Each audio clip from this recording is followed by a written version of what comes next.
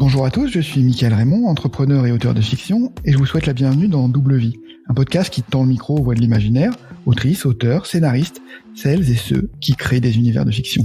Aujourd'hui, j'ai le plaisir de recevoir André David. André est une parfaite incarnation de la double vie, avec un parcours qui démontre qu'il est possible de sans cesse se réinventer. Ancien de l'armée de terre, attiré par la mer, ingénieur de formation mais passionné d'histoire, il est maintenant un jeune auteur, jeune parce qu'il vient de publier son premier roman, Les Naufragés de l'Institut Fermi, chez Critique.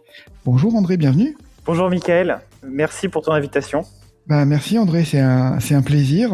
J'avoue que c'est le thème de ton premier roman qui m'a séduit, le voyage dans le temps.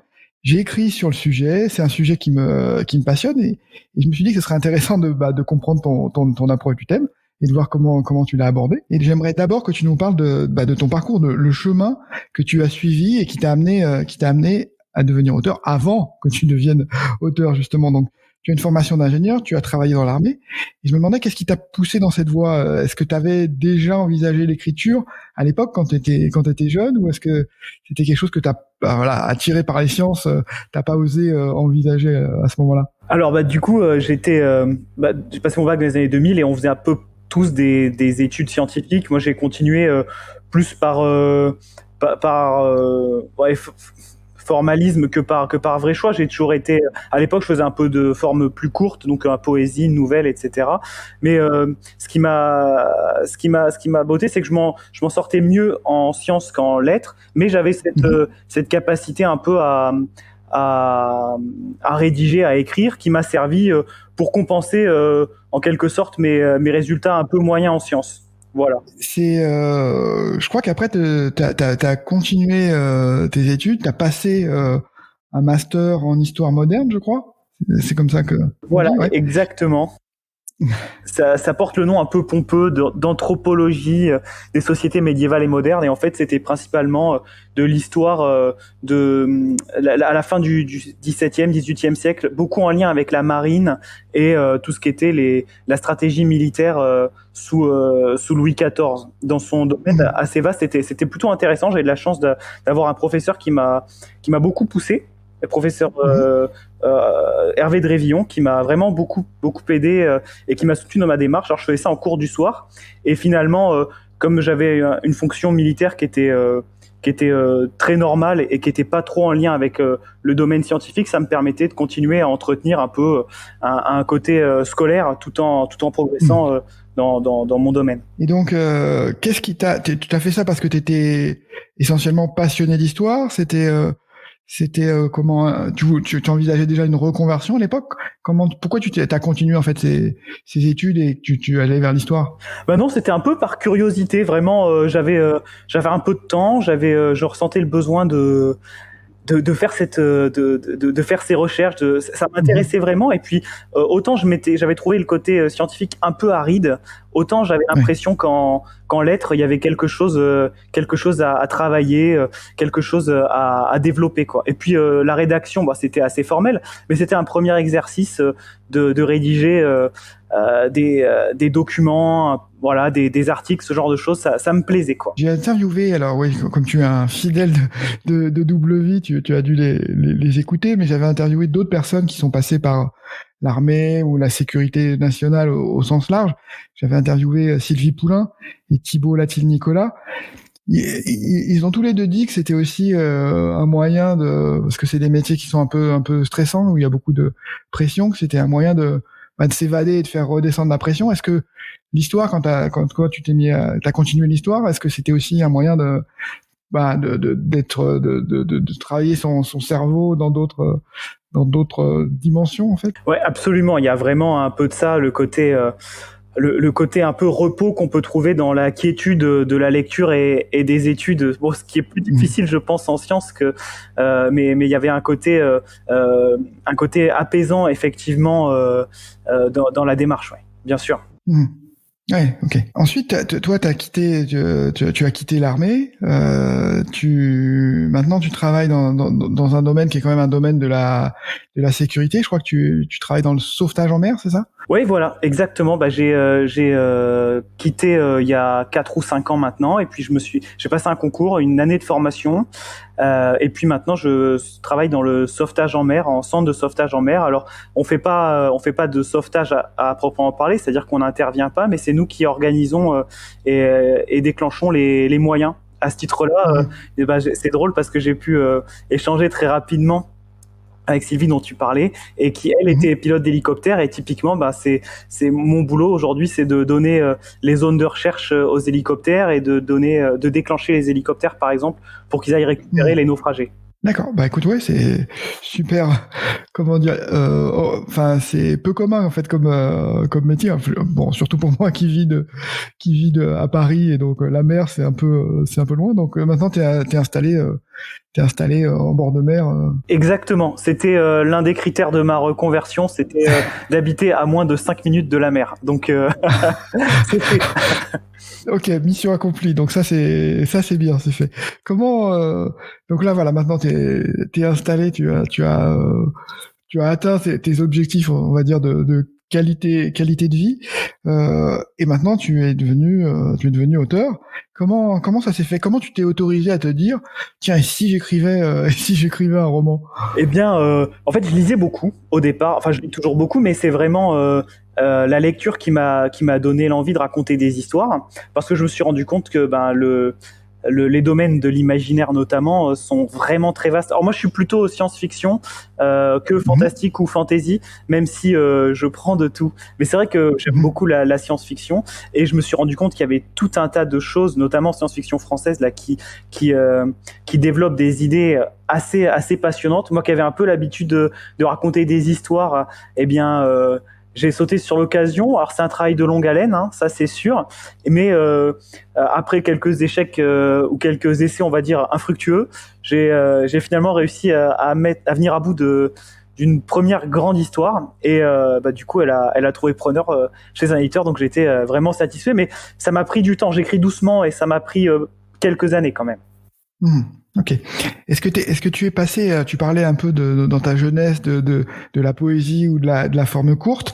Est-ce que quand tu es remis, tu as commencé par la nouvelle? Est-ce que tu t'es un peu fait la main là-dessus ou comment tu as repris l'écriture? Alors je m'étais dit, au départ on a tous envie d'écrire des romans très longs en beaucoup de tomes, mais finalement j'aime beaucoup la nouvelle, notamment en ce qu'elle a de formateur, parce que ça permet de finir une histoire. Tout le monde peut commencer, je Mhm. pense, le but c'est de réussir à finir une histoire, de faire que les fils se regroupent à la fin et avoir une chute. Et c'est vrai que la nouvelle, elle permet de condenser un peu ce processus narratif, elle permet aussi de bien cibler des histoires avec peu de personnages, donc j'avoue qu'au niveau Mhm. technique, la nouvelle me plaît, j'en lis beaucoup. Et ça m'a permis Mhm. de découvrir beaucoup d'auteurs à travers tout un tas de recueils qui sont publiés. Et je trouve qu'en plus, c'est un bon moyen de mettre un pied à l'étrier. Il y a énormément d'appels à texte, ce qui permet en plus d'avoir une ébauche de thème dans lequel réfléchir plutôt que d'écrire un peu Mhm. comme ça, non pas au hasard, mais à l'idée. Et ouais, donc j'ai commencé par de la nouvelle. Et finalement, j'ai eu une seule nouvelle de publier. C'était chez AOC, hein, du Club Présence d'Esprit. Et Mhm. ça m'a bien rassuré parce que je me suis dit que finalement, j'avais comment dire, j'avais la possibilité que mes histoires soient prises quelque part, quoi. Mhm. Ouais, je crois. Alors, dans mes recherches, j'ai trouvé que cette nouvelle s'appelait Ressac, c'est ça Exactement, c'est- exactement. ouais. Il n'y a pas de thème maritime là pour le coup dans celle-là ou c'est lié à la mer aussi? Eh bien, étonnamment, non, j'ai pas réussi, ne serait à part le titre, pardon, à mettre un peu de mer, mais c'était non, c'est une nouvelle qui est assez perso, dans le sens où elle parle quand même de sujets qui sont sur la mémoire, sur le le le travail, ce genre de choses, et c'est pas très Mhm. science-fiction, c'est juste un événement dans un monde très contemporain, une machine à revivre ses souvenirs une machine à revivre ses souvenirs, Mhm. c'est ça. Et c'est le destin d'une personne qui est un peu qui est un peu comment dire qui a du mal à se décider. En tout cas, on se rend compte que ça a c'est lié à un traumatisme de l'enfance et elle arrive à surmonter ça. Et j'avais trouvé que c'était une façon d'aborder le sujet un peu tout ce qui est souvenirs, etc. d'un point de vue assez original ou en tout cas assez humain, quoi. Mhm. Ok, bah c'est une bonne introduction. J'aime beaucoup la nouvelle aussi parce que Effectivement, à la fois en tant qu'auteur, ça permet de se faire la main, et même en tant que lecteur, je pense que c'est aussi une bonne entrée dans l'imaginaire, parce que ça permet de voir de cibler ses goûts et d'avancer dans sa recherche de goûts, parce que l'imaginaire est très vaste, et de voir ce qui va nous plaire sans s'investir dans effectivement une décalogie ou un ouvrage immense. Voilà, ça permet de toucher un peu de tâter le terrain. Donc c'est intéressant comme format. Ensuite, tu es allé directement au roman, en tout cas en termes de publication, après t'être fait la main sur la nouvelle. Donc ton roman s'appelle Les Naufragés de l'Institut Fermi. Est-ce que comment tu le présentes habituellement pour les lecteurs? Ah ouais, alors j'ai pu rôder une petite présentation parce que j'ai fait un salon à Rennes et j'étais assis à côté d'une autrice qui était une formidable vendeuse et elle m'a tout appris, donc je la copie. Alors pour faire très simple, je dis que c'est un roman de voyage dans le temps qui se passe sur une petite île dans la Manche. Okay. Voilà. Et sinon, pour développer un peu, j'ai choisi le thème du voyage dans le temps. Donc c'est science-fiction, mais vraiment orienté voyage dans le temps. Ça se passe dans deux futurs différents, l'un assez proche du nôtre et l'autre très éloigné. Et on a aussi comme base de travail le paradoxe de Fermi, qui est assez connu chez les scientifiques. C'est cette idée que finalement on aurait dû, en tout cas, quand on pose des équations, on aurait dû rencontrer une autre forme d'intelligence, et c'est pas le cas. Donc il y a tout un tas d'hypothèses pour résoudre ce paradoxe, et l'une d'elles, c'est que finalement les sociétés s'écroulent avant d'avoir pu développer, atteindre le niveau technologique qui permet de rencontrer une autre forme d'intelligence. Et à partir de là, le principe du roman, c'est de développer cet institut qui est un peu caché sur une île bretonne. J'ai vraiment choisi l'île parce qu'elle était assez sauvage et assez calme et finalement assez peu connue, hormis le tropisme des Bretons du Nord. Hein. pour qui ça fait tilt tout de suite. C'est l'île de Bréa, c'est ça? Exactement. C'est vraiment un caillou. Hein. C'est tout petit. Hein. Et c'est un endroit que tu apprécies. C'est pour ça que tu as choisi ce lieu-là, ou juste parce que c'est très calme et non, alors j'ai pas mal d'îles. Je suis vraiment un amoureux de la mer, donc tout ce qui est paysage maritime, j'essaye d'en emmagasiner un maximum. J'ai fait pas mal d'îles et c'est celle qui m'a le plus touché par la beauté des paysages, la pierre aussi qui est assez rose, c'est la côte de granit rose, donc c'est connu pour être assez notamment par coucher du soleil, on a des couleurs qui sont magnifiques, beaucoup de fleurs avec un climat qui est assez tempéré, en tout cas sur la partie sud, et j'avais vraiment envie d'avoir ce contraste avec une histoire qui est un peu rugueuse et un endroit où finalement les gens se retrouvent et sont un peu au calme, quoi. Ok. Tu parlais de Fermi, donc de l'Institut Fermi qui a pris le nom du scientifique. Est-ce que dans ton roman, tu développes une forme de vulgarisation scientifique, ou c'est vraiment plus vraiment de l'imaginaire total, et tu pars dans ta propre histoire en fait? Alors j'ai deux passages qui sont un peu scientifiques maintenant. C'est pas de la science. La science dure, simplement j'essaye d'expliquer ce côté du paradoxe de Fermi et de dire que le but des voyageurs temporels, hein, à la manière d'un restaurateur de tableau, c'est de corriger un tout petit peu l'histoire et de faire évoluer les variables des paramètres de l'équation pour faire en sorte que finalement la conclusion du paradoxe de Fermi s'annule, quoi. Ça c'est un premier passage qui est plus de la gymnastique intellectuelle, et un deuxième qui est un peu plus technique, où là je parle vraiment de la notion du temps, et je dis que ce que j'essaye de dire, c'est que le temps c'est un fil, mais qui passe par une infinité de points, et chaque point c'est un événement. Alors c'est comme si on faisait passer une aiguille dans un roman. Chaque page c'est un événement, et l'aiguille elle peut passer par plein d'événements différents qui sont les lettres d'une page, quoi. Et donc finalement si on prend le même roman, on peut raconter plein d'histoires en passant plein d'aiguilles dans plein d'endroits différents. Alors là, je développe de manière un peu plus mathématique en parlant de plans et d'événements associés à des coordonnées, mais pour pas rendre le truc trop rébarbatif, j'ai choisi de faire en sorte qu'à ce moment-là, le héros, il consulte un document qui a été écrit par un gars au XVIIe siècle, et je reprends un peu le style des traités mathématiques du XVIIe siècle, qui était assez bavard et beaucoup moins organisé qu'aujourd'hui, ce qui rend à mon avis la lecture un peu plus agréable. Oui, c'était moins formel que ça ne l'est aujourd'hui, ouais, ça. Ah ouais, puis ils avaient une façon d'écrire qui était intéressante. La science à cette époque-là, finalement, il n'y a pas vraiment de différence entre la littérature, les mathématiques, quoi. Ce sont des raisonnements, c'est la science du raisonnement, quoi. Ok, bah c'est passionnant. Du coup, comment t'es venue l'idée? Parce que c'est une idée tu dis que t'as mis longtemps à l'écrire. C'est aussi une idée que t'avais, qui t'a accompagné pendant un moment avant que tu te jettes dans le grand bain et que tu décides d'écrire cette histoire. Exactement. Et en fait, je me rends compte en réfléchissant à cette question qu'il y a deux approches un peu simultanées. La première, c'est que avec mes travaux en histoire, j'ai pu parfois faire la connaissance de personnages qui étaient absolument pas connus, mais qui avaient eu des destins complètement fous. Et ce sont les héros du roman, c'est-à-dire que la plupart des héros du roman sont issus de personnages ayant vraiment existé, et ce que je décris comme étant des événements un peu fous sont finalement ce qui leur est vraiment arrivé. Ce qui est bien, c'est que l'éditeur a accepté de mettre des annexes à la fin du roman, et donc on peut consulter l'écriture manuscrite du héros, par exemple, qui est reprise à la fin en annexe. Ça, c'est la première approche, qui est l'approche un peu historique. Et la deuxième, c'était que quand j'avais mon idée, je travaillais à Paris en sous-sol dans une grande salle opération. On était tous habillés pareil. Et là, je pense que tu vois où je veux en venir, parce que dans le roman, il y a un peu cette notion d'être un peu clone, un peu tous pareils, et chercher une singularité.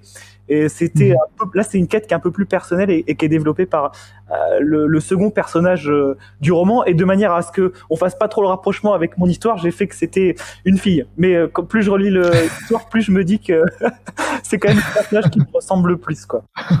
Ok, donc t'as essayé de tromper, mais peut-être que tu ne trompes pas grand monde en fait. Ah ouais, non. Bien. Ouais, le côté, quand je dis côté travail en sous-sol, tous habillés pareil, bon, normalement on fait le lien, quoi. Ok. Bah écoute, c'est excellent.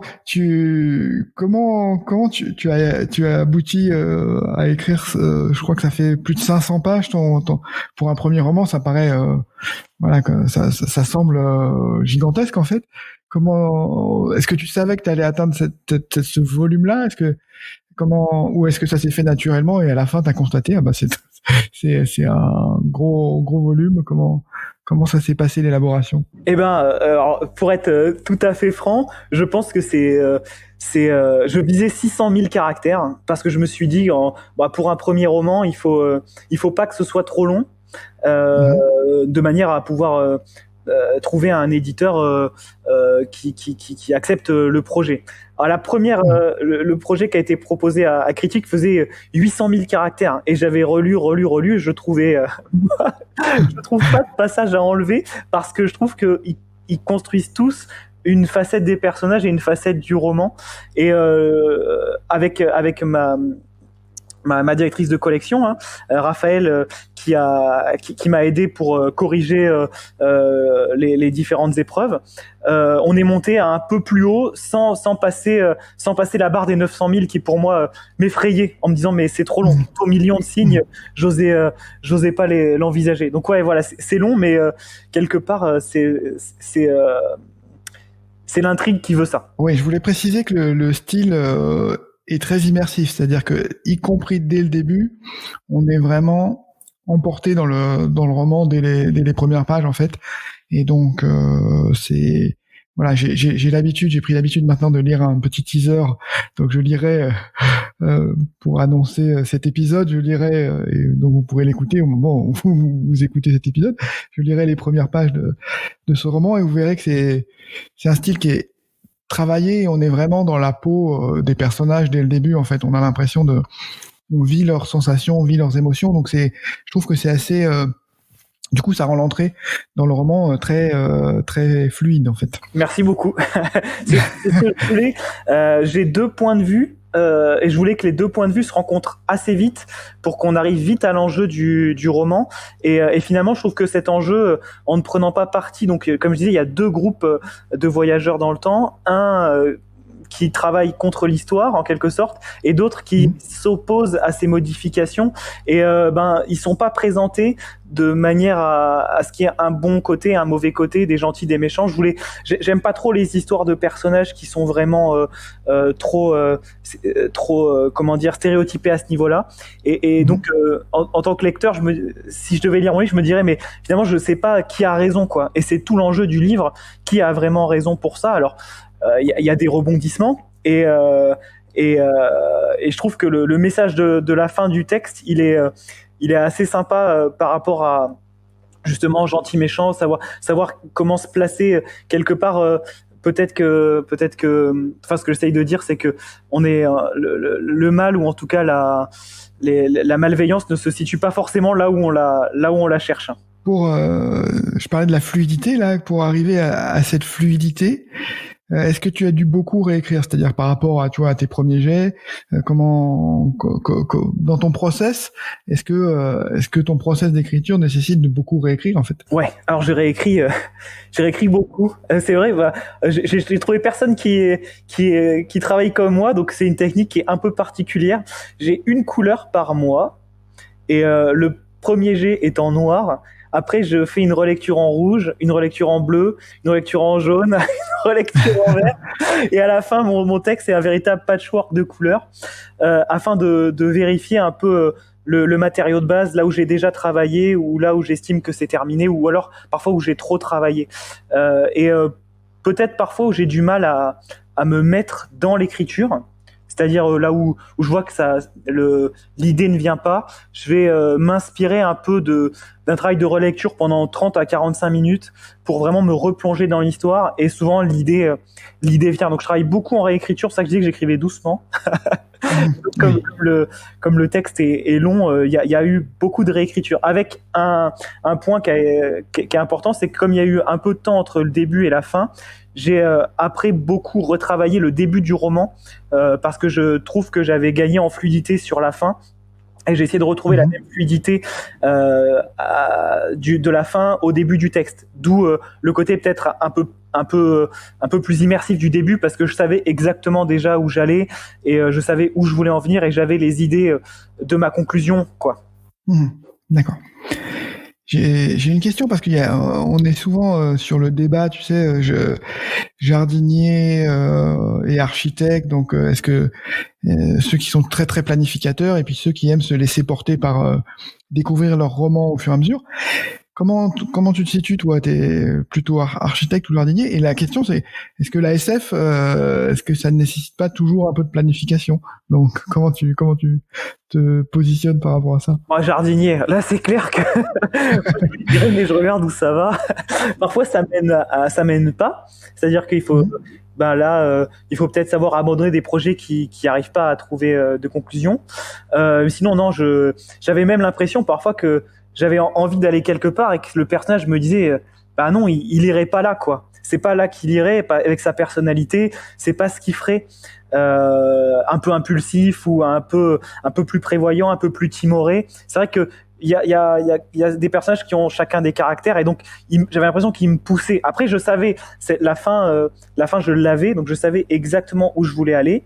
J'avais le matériau historique, parce que comme je disais, ça repose sur des événements qui ont vraiment eu lieu. Donc j'essaye à chaque fois de me raccrocher à ces événements-là. Mais entre-temps, non, je me laisse complètement guider par l'instinct. Alors après, il faut savoir aussi couper les branches qui mènent à rien. Hein, c'est du jardinier, c'est-à-dire qu'il faut retourner dans le texte et dire non, ça je le développe pas. Et ce qui est intéressant aussi, c'est de développer quelque chose et de se dire ça faudrait que je l'introduise un peu plus tôt, de manière à éviter les renversements de situation qui soient un peu trop artificiels. Ça, normalement, c'est quelque chose que j'ai essayé de bien gommer, et tout ce qui se passe, on a une trace de avant, on peut se douter en lisant. Enfin, le texte est normalement assez fluide à ce niveau-là. J'aurais parié Jardinier aussi parce que justement ce côté immersif qu'on retrouve au début, on sent vraiment que voilà, tu laisses les émotions te guider et c'est pour ça que ça ressort autant dans ce début de l'ouvrage en fait. Ouais, là je pense que je peux pas le cacher, hein, c'est clair. Comment, qu'est-ce que tu as eu des références en science-fiction pour te guider? Moi je sais que j'aime bien tu vois, m'échauffer un petit peu avant d'écrire, c'est-à-dire me dire bon, je vais relire certains auteurs que j'aime bien pour me mettre dans l'ambiance ou avoir une sonorité dans l'oreille. Est-ce que toi t'as des références qui t'ont guidé dans la création de ce roman? Oui, alors je pense là principalement, je voulais écrire sur le voyage dans le temps et sortait Le temps de Palanquine de Thierry Dirolo et je me suis dit tiens c'est voyage dans le temps, quelle est l'idée? Et je me suis dit mais en fait on peut faire plein de choses parce que souvent le voyage dans le temps tourne autour du paradoxe temporel ou alors du voyage physique, et là il y a quand même toute une partie du roman qui se passe outre le voyage physique. C'est expliqué assez tôt. C'est quelque chose que je voulais un peu original, un voyage dans le temps qui soit un peu plus original. Et je me suis mis dans la lecture d'ouvrages de romans écrits. Donc là, je pense à Autant de Palanquine qui m'a beaucoup marqué. J'ai pas lu Les Patrouilleurs du Temps parce qu'il y a un moment où je m'effraie en me disant mais si je... tout a déjà été écrit et ça me fait peur. Alors finalement c'est plus des auteurs français que j'ai lus et pas forcément sur le thème exact du voyage dans le temps, mais en tout cas des textes du moment quoi. Du moment. Oui, j'avoue que j'ai le même. J'ai écrit une nouvelle et je pense que je vais l'étendre à un roman et qui parle de voyage dans le temps. Mais j'avoue que ça m'effraie aussi parce que de lire trop sur le sujet, je vais me décourager en fait. Donc voilà, j'ai la même crainte que toi. Moi, je sais que sur le ce qui est intéressant, c'est que tu parlais oui, tu traites deux dimensions du voyage dans le temps. La dimension effectivement physique ou proche de Wells, la machine à voyager dans le temps. On rentre on se déplace physiquement et on sort dans un autre temps, en fait, dans un autre univers. Donc c'est là où on va rencontrer physiquement, je sais pas, Jeanne d'Arc par exemple. Et puis il y a une dimension qui est plus on va dire mentale, spirituelle, etc. Et donc ça, c'est les deux clans qui sont représentés dans ton roman. Donc tu mets bien en balance les deux éléments du voyage dans le temps. Moi, je suis plutôt dans la tendance spirituelle, donc j'ai traité que la partie mentale en fait du voyage dans le temps. Il y a deux romans moi qui m'avaient beaucoup marqué que j'ai pas relu depuis peut-être 20 ans. Il y avait La fin de l'éternité d'Asimov. Je sais pas si je pense que je serais peut-être un peu déçu, mais si je le relisais aujourd'hui, parce que je pense que ça a dû pas mal vieillir en fait. Je sais pas si toi tu l'avais lu ou t'en as entendu parler. Alors j'ai lu. Je saurais pas te dire si je l'ai lu. Vraiment, je cherche et je saurais pas te dire parce que j'ai vraiment quand je suis retourné dans la SF, je suis retourné assez tard dans la lecture parce que voilà, je suis revenu assez tard en science-fiction. J'ai dévoré Asimov. Donc dans le maelstrom de toutes les histoires et toutes les nouvelles que j'ai pu lire, je saurais même pas te dire, tu vois, s'il était dedans. Ok. Et dans les autres, c'est un Français qui m'a inspiré, qui s'appelle j'avais lu ce livre à la sortie, je crois que c'était dans les années 90. C'était Joël Houssin, Le temps du twist. Je sais pas si ça te dit quelque chose. Non, pas du tout. Alors ça, c'est un bouquin intéressant parce que c'est un bouquin un peu déjanté. Il y a du voyage dans le temps, ça parle de loup-garou et de Led Zeppelin, et donc c'est le côté un peu rock'n'roll on va dire du voyage dans le temps. On peut tout faire. Et le voyage dans le temps, c'est un matériau qui est fou parce que on peut rencontrer des personnages, on peut remplacer des personnages, on peut raconter tout un tas d'histoires, et on peut même faire croire que ce qu'on vit c'est finalement une uchronie parce que la vraie histoire c'est pas ça, elle a été modifiée. On peut faire plein de choses. C'est vraiment un terreau extrêmement fertile. Exactement. Et c'est un peu dommage. Alors, mon fils qui est dans le cinéma, qui étudie le cinéma, dans son école, ils ont tous traité. Enfin, il y a un nombre incroyable de projets sur des boucles temporelles. Donc, on traite souvent soit juste le paradoxe temporel, soit la boucle. Voilà, on tourne en rond. Mais c'est vrai que c'est beaucoup beaucoup plus riche que ça. Il y a vraiment une matière folle si on veut bien creuser un petit peu en fait. Et je parlais du temps de Palanquine. Moi, ce roman, il m'a scotché parce que l'idée qui est développée, elle est dingue. Moi, je trouve que c'est vraiment une façon de voir le voyage dans le temps particulière. C'est génial parce que l'histoire, c'est que finalement il y a une énorme planète qui s'approche de la Terre et qu'il faut remonter dans le temps pour trouver pour permettre de développer la technologie qui permettre d'éviter ce drame-là, en tout cas de la fin de l'humanité. Hein. Et du coup, pareil, c'est intéressant parce que ils vont se rendre compte que ce qu'ils essayent de faire, ça fonctionne pas. Et c'est un peu l'idée que j'avais moi sur mon roman. Donc au départ, là j'ai pris peur en me disant aïe aïe aïe, on a déjà eu une idée, mais c'est pas du tout développé de la même manière en tout cas. Mais je trouve que c'est intéressant parce que c'est une façon de voir le voyage dans le temps.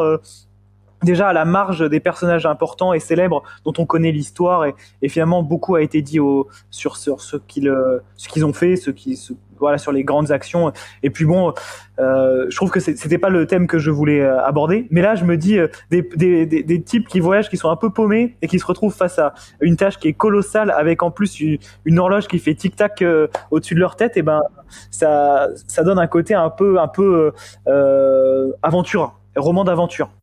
Ouais, ça se ressent ouais, tout de suite. Effectivement, dès qu'on rentre dans le roman. Tu as été publié chez Critique. Comment ça s'est passé? Et déjà, est-ce que tu as eu du mal à trouver l'éditeur ou est-ce que voilà, si tu as envoyé une fois et puis c'est chez Critique et puis ça a été accepté? Comment s'est passé ta recherche en fait? Alors au départ, je suis un gros lecteur de critiques. Et ça, c'est quelque chose qui m'a beaucoup touché de pouvoir travailler avec l'équipe parce que vraiment, voilà, à partir du moment où on commence à lire beaucoup de science-fiction, on se rapproche des éditeurs.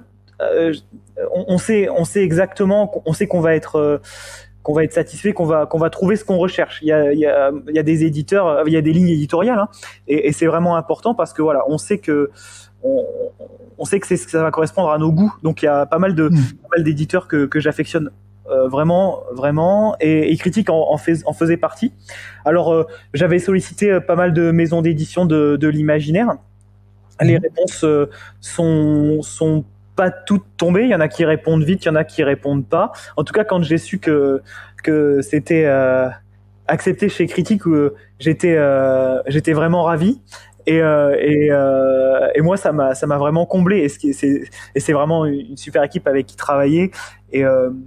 Et derrière, ouais, c'est faire partie du catalogue, c'est vraiment un accomplissement personnel. Alors, c'est à toute proportion gardée, mais moi, ça me touche d'autant plus que j'étais un de leurs lecteurs bien avant, quoi. Ok, c'est une belle aventure, ça. C'était un premier roman. Est-ce que tu as eu beaucoup de retours et beaucoup de retouches à faire quand tu as commencé à travailler avec l'éditeur? Comment ça s'est passé dans le process éditorial? C'était ma deuxième histoire complète. Mon premier roman, j'avais fait un essai un peu plus tôt, il y a quelques années plus tôt, et ça n'avait pas trouvé preneur, mais j'avais reçu une réponse assez positive d'un éditeur et je m'étais dit ça vaut le coup de continuer, mais là peut-être que le matériau il est usé, il faut partir sur autre chose.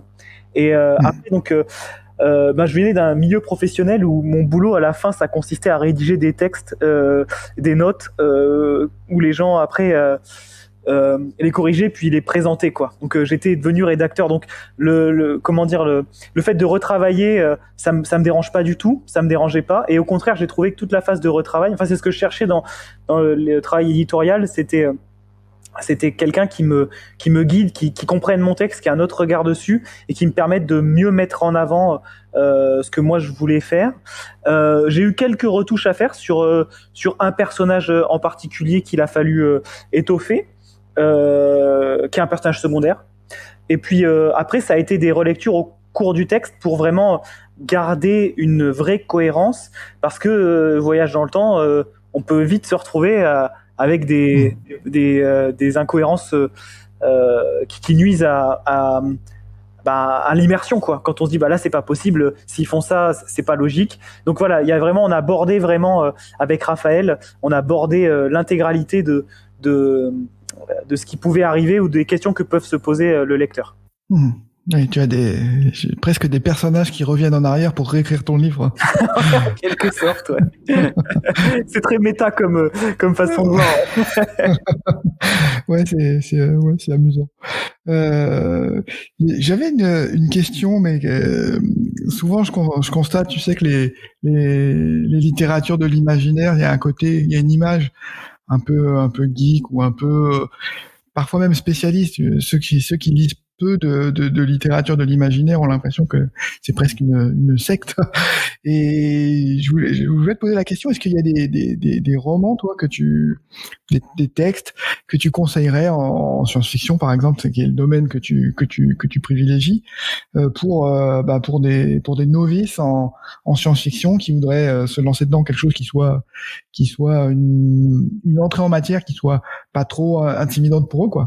Ouais, alors du coup la science-fiction c'est très vaste et ça ouvre beaucoup de possibilités. Alors là, de tête comme ça, moi je dirais, pour rentrer et casser un peu le côté guerre militaire qu'on associe souvent à la science-fiction, que je trouve dommage parce que c'est vraiment une partie, on va appeler ça le space opéra, ce genre de choses. Je peux en lire, mais par exemple quand on lit un space opéra comme Spire, qui a été écrit par Laurent Genefort, qui s'intéresse davantage à qui s'inspire beaucoup plus de l'histoire de l'aéropostale et de conquête non pas militaire mais à travers une entreprise qui s'occupe de faire des liaisons commerciales avec les mondes les plus reculés et qui est confrontée aux réalités de ces mondes-là. Moi, je trouve ça passionnant et c'est un texte qui se lit très bien. Donc, Spire de Laurent Genefort, qui est un auteur que j'affectionne tout particulièrement. Et au niveau histoire, parce que il y a beaucoup de choses qui peuvent se faire au niveau, en tout cas au niveau expérimental. Moi, j'ai adoré. Ça a été l'un des tout premiers romans que j'ai relus quand je me suis vraiment remis dans la science-fiction. C'est Le Déchronologue de Stéphane Beauverger, où là on est sur une histoire sur une histoire qui est passionnante de piraterie au XVIe siècle, mais avec le temps qui est complètement tordu, distendu. Les chapitres sont dans le désordre, donc on est sur une littérature qui est vraiment expérimentale, mais qui est vraiment passionnante. Alors c'est difficile, mais parce que c'est exigeant, mais derrière c'est une telle satisfaction, un tel émerveillement que ça en vaut vraiment la peine. Donc voilà, pour briser un peu le côté Millie, faire un space opéra avec Spire de Laurent Genefort, et le côté histoire et comment dire, expérimental, Le Déchronologue, quoi. Là, ce sont deux livres que je conseille sans problème à des camarades qui voudraient se lancer ou des amis qui voudraient se lancer en science-fiction, quoi. Ok, écoute, merci. Moi, je les ai pas lus non plus, donc je note pour moi également. Ah ouais, moi j'ai trouvé l'idée de Laurent de faire un texte qui soit sur la conquête. Enfin, j'en avais jamais lu, ou en tout cas, j'avais toujours trouvé qu'on sombrait vite dans le côté militaire. Et c'est pas péjoratif. Il y a d'excellents romans qui parlent de ces sujets-là, hein, que ce soit. Moi j'ai lu Les Guerres éternelles, que je trouve vraiment intéressant, mais là je me dis ça change complètement, et ça a un côté, en plus il y a une inspiration aéropostale qui est très intéressante, et puis voilà, on est plus sur de l'humain et sur des combats qui sont davantage intérieurs que des combats purement physiques, quoi, qui sont aujourd'hui un peu plus omniprésents, en tout cas dans ce qui se fait en visuel, quoi, en télévisuel ou cinéma, quoi. Ok, écoute, c'est très bien, merci pour les recommandations. J'aimerais te parler, là, t'as un roman là qui a de bonnes bonne critique, qui a un début très très encourageant. Comment et donc qui promet un bon bouche à oreille, je l'espère, et j'espère que ce podcast va contribuer à donner envie de te lire. Qu'est-ce que tu prévois pour la suite? Enfin, qu'est-ce que tu as envie de faire ensuite? Pas que tu prévois, non pas que tu aies un plan de carrière littéraire déjà tracé, mais qu'est-ce que tu as envie d'écrire en fait? Qu'est-ce qui te motive? Ouais, alors d'avoir un roman publié, ça ouvre le champ des possibles. D'un coup, tout devient possible parce que il y a l'imagination, elle est sans limite. Alors j'ai plusieurs idées. J'ai beaucoup travaillé sur un roman qui se passait sur la Lune. Et j'ai du mal à le terminer, donc je l'ai laissé celui-là en jachère. Alors c'est dommage parce que j'avais bien avancé et je pense que j'avais fait les 2 tiers. Les 2 tiers sont aboutis, mais le dernier tiers, j'arrive pas à arriver là où je veux arriver. Tu vois, ça a poussé, et j'arrive pas à tordre l'arbre, on va dire. Mais j'ai bon espoir d'y revenir, mais plus à tête reposée. Donc là, ce serait un roman qui se passe sur la Lune. Et en inversant un peu ce qu'on a pu faire, c'est-à-dire que d'habitude c'est la Lune qui est envisagée comme pour son exploitation minière, et finalement l'oppression est plus sur la Lune que sur la Terre. Et là je voulais renverser la tendance en décrivant une Terre qui va pas très bien et où tout le gouvernement se trouve désormais sur la Lune, avec finalement toute une problématique liée à la naissance, aux différentes migrations qui sont assez proches de ce qu'on peut voir en termes de moi dans mon univers professionnel, hein, alors moi j'y suis pas confronté tous les jours, mais mes collègues du centre voisin ils sont confrontés quotidiennement sur tout ce qui est migration et tout ce drame humain tous ces drames humains qui se déroulent en mai. Voilà, donc j'avais dans l'idée que ceux qui naissent sur Terre finalement restent toujours avec cette image de terrien qui est collée à eux, et ceux qui naissent sur la Lune ont quelque part une sorte de privilège de naissance et vivent mieux, mais pour que la Lune elle tourne, elle a besoin d'avoir de la main d'œuvre constamment qui vient depuis la Terre, quoi. C'était une idée que je trouvais en résonance avec les problématiques actuelles, mais il s'avère que j'ai un peu de mal à le terminer.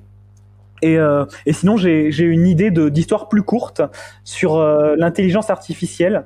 Et donc, ce serait de rester dans quelque chose de scientifique, en tout cas dans l'approche scientifique, mais de développer 3 histoires qui chacune mettent en avant une forme d'intelligence artificielle de manière très différente. Et là, ça repose sur des travaux que j'ai pu faire moi quand j'étais justement étudiant, sur toutes les différentes logiques, la logique neuronale, la logique séquentielle. Qu'est-ce qu'on appelle vraiment intelligence artificielle, quoi. Et donc j'ai 3 histoires que je connais, dont j'ai vraiment l'architecture, et je souhaiterais les développer. C'est drôle parce que j'ai envie de faire des histoires qui soient plus courtes, de manière à avoir un peu plus de matériaux. Mais ouais, j'ai une imagination sans limite à ce niveau-là. Ça va un peu dans tous les sens. Ok. Bah, écoute, j'espère que tu vas réussir à amener ces projets au bout. Je me demandais si comme tu as une formation d'historien, si le roman un peu imaginaire historique te tentait, mais j'ai l'impression quand même que ton truc c'est la science-fiction. Hein. Alors j'ai une idée, parce que en fait je suis originaire d'un pays assez reculé en France, et avec un mythe qui est célèbre au niveau national, c'est celui de la bête du Gévaudan. Et je laisse mûrir ma réflexion sur une histoire qui reprendrait un peu ça, et ce qui ferait en fait davantage fantastique que science-fiction, mais avec un socle historique assez poussé. Et là, ce serait davantage tomber dans ce côté plus histoire que science-fiction. Mais sinon, là, ça en est vraiment qu'une ébauche, quoi. D'ailleurs, c'est bien peut-être la première fois que j'en parle. C'est bien, une exclusivité, merci. Est-ce que je crois qu'on a fait le tour de ton actualité aujourd'hui. Donc comment on fait? Est-ce que tu sais déjà où est-ce qu'on pourra te rencontrer dans les mois qui viennent? Est-ce que tu vas participer à des salons, aller à des à des dédicaces? Oui. Où est-ce qu'on te trouve? Alors, je serai au Mystérial à Redon. Après, je serai aux Imaginales à Épinal. Et probablement à Étonnant Voyageur à Saint-Malo. C'est planifié bien en amont parce que comme je dois rendre des plannings d'organisation, on a calé ça à la au jour près, quoi. Donc voilà. En tout cas, la prochaine étape c'est les Mystériales en mai et les Imaginales. Ouais, pardon. Waouh. J'ai pas en tête là, je m'embrouille un peu, donc voilà, c'est là où j'espère rencontrer des lecteurs, parce que c'est quelque chose qui est spécifique à la littérature de l'imaginaire, c'est cette proximité qu'on peut avoir avec les lecteurs, et ça c'est quelque chose qui est fou quand on réfléchit de pouvoir discuter directement avec des lecteurs. C'est une vraie richesse du milieu, je trouve. Oui, je trouve aussi. Je serai aux Imaginales également, donc on va pouvoir s'y croiser. Super. Avec plaisir. Super. Écoute, merci André, c'était vraiment un plaisir d'échanger avec toi, et puis c'était un plaisir, je dois dire, d'entendre la passion qu'on entend dans la vibration de ta voix. Donc c'était vraiment très sympa. Donc j'espère que ça va donner envie aux auditeurs de te lire, parce que voilà. Et puis le petit extrait, je pense que ça devrait achever de les convaincre. Bon courage pour la suite, et puis au plaisir de te croiser très bientôt aux Imaginales. Merci beaucoup, Mickaël, et vraiment avec grand plaisir. Je suis un de tes poditeurs. Tu voulais pas on n'en a pas parlé, mais voilà, je suis Double Vie depuis longtemps. Tu m'accompagnes dans mes trajets quotidiens, et moi je tenais à te remercier pour le boulot que tu fais, parce que c'est vraiment passionnant, quoi. Merci beaucoup. Merci beaucoup, et puis au plaisir de se croiser. Alors à très bientôt. Ciao. Ciao.